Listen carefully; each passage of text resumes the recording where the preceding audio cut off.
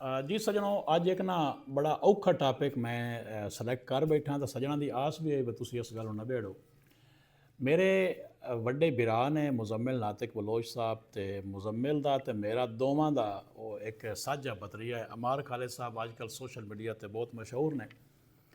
ਉਹਨਾਂ ਦਾ ਆਪਸ ਵਿੱਚ ਦੋ ਦੋੜਿਆਂ ਦਾ ਰੌਲਾ ਪਿਆ ਹੋਇਆ ਹੈ।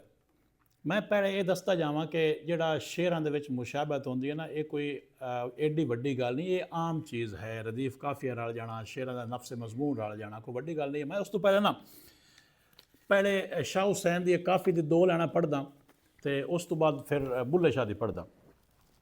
ਸ਼ਾਹ ਹੁਸੈਨ ਆਖਦੇ ਨੇ ਕਿ ਰੰਨ ਜਣ ਕੂਕਦੀ ਨੀ ਮੈਂ ਆਪੇ ਰੰਨ ਜਣ ਹੋਈ, ਦੀਦੋ ਰਾਂਝਾ ਸਭੇ ਆਖੋ ਹੀਰ ਨਾ ਆਖੋ ਕੋਈ।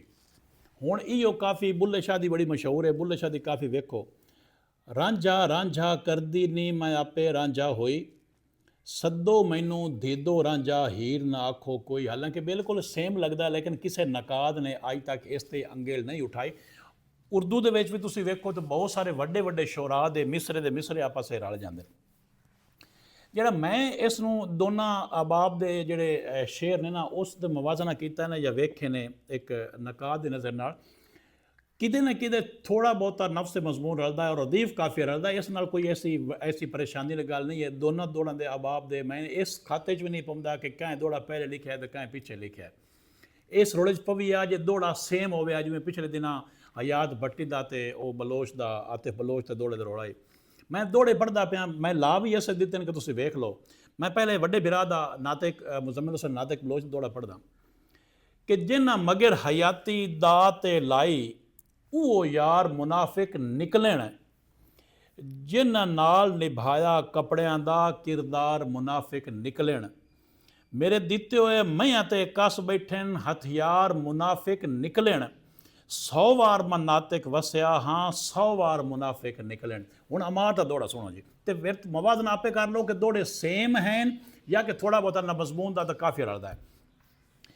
ਜਿਹੜੇ ਨਾਰ ਰਲਾਏ ਮੈਂ ਅੱਜ ਤੋੜੀ, ਅਮਾਰ ਮੁਨਾਫਿਕ ਨਿਕਲੇ, ਹਰ ਗਲਤੀ ਤੇ ਚਾ ਮਾਫ ਕੀਤਾ, ਹਰ ਵਾਰ ਮੁਨਾਫਿਕ ਨਿਕਲੇ।